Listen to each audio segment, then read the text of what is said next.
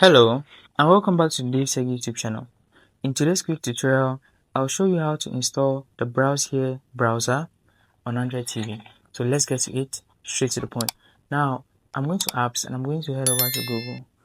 This is a browser of choice and I'm clicking on Browse Here. So this Browse Here is searching on the search bar, and now that I have it on the search bar, I'm typing in this is the one you want, play.google.com. So go to play.google.com, you find Browse TV Web browser for the TV web, BrowseHere apps on Google Play. Click on that link and you get it opened. Now that you're here, you find the installation button, just click on it and be patient. It will take a couple of seconds to download and then you will find an automatic installation process. So just be patient for it to download and then install. And when it's done installing, you can access this app on your app library, or alternatively just click on the open button. So the open button is going to toggle into blue. Now it is gray and washed out. This will come alive and turn blue, and you're going to click on that to open the app when it is downloaded and installed.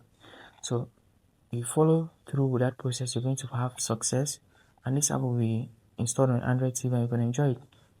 Right here you see mine installing, and after a few seconds it's going to be done with the installation and I can open the app and use it.